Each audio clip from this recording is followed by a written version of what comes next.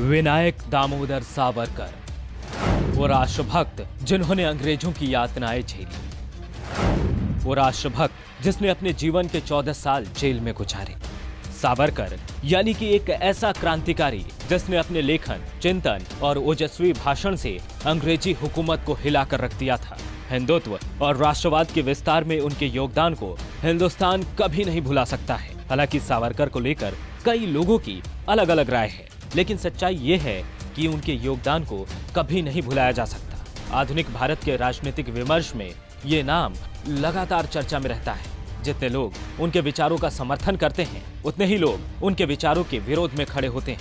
28 मई 1883 को नासिक में जन्मे विनायक दामोदर सावरकर ने भारत और ब्रिटेन में पढ़ाई के दिनों से ही क्रांतिकारी गतिविधियों में भाग लेना शुरू कर दिया था। ब्रिटेन में पढ़ाई के दिनों में इंडिया हाउस, अभिनव भारत सोसाइटी और फ्री इंडिया सोसाइटी से वो जुड़े थे। उनका मानना था, हम एकता से ही अंग्रेजों को हरा सकते हैं।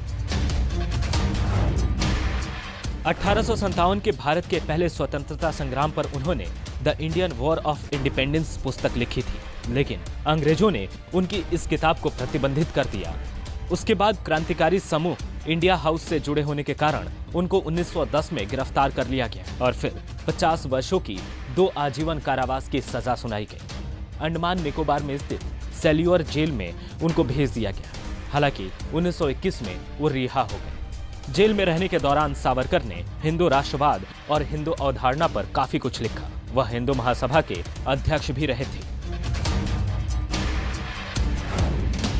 बहुत सारे लोग उन्हें महान क्रांतिकारी देशभक्त मानते हैं। वहीं ऐसे लोगों की कमी नहीं है जो उन्हें सांप्रदायिक मानते हैं और महात्मा गांधी की हत्या में उनके हाथ को जोड़कर देखते हैं। लेकिन सच्चाई जो भी हो, तथ्य ये है कि हिंदू राष्ट्र और हिंदुत्व की विचारधारा का प्रचार प्रसार का श्रेय सावरकर को जाता है।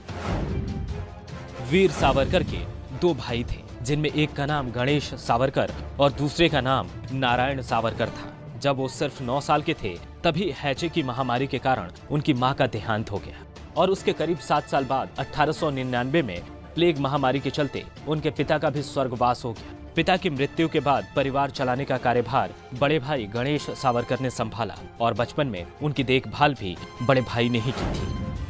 सावरकर में राष्ट्रभक्ति बचपन से ही कूट-कूट कर भरी हुई थी, जिसका अंदाजा आप 1897 की एक घटना से आसानी से लगा सकते हैं। दरअसल हुआ कुछ यूं था कि 1897 की गर्मियों में महाराष्ट्र में प्लेग फैला हुआ था, जिस पर अंग्रेजी हुकूमत ध्यान नहीं दे रही थी।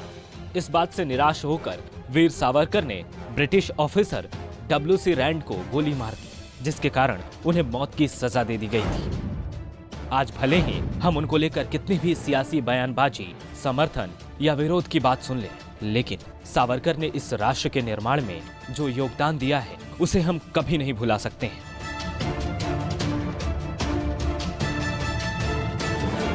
सब्सक्राइब करें हमारा YouTube channel the Sunday headlines, bell button दबाएं और नोटिफिकेशंस पाएं।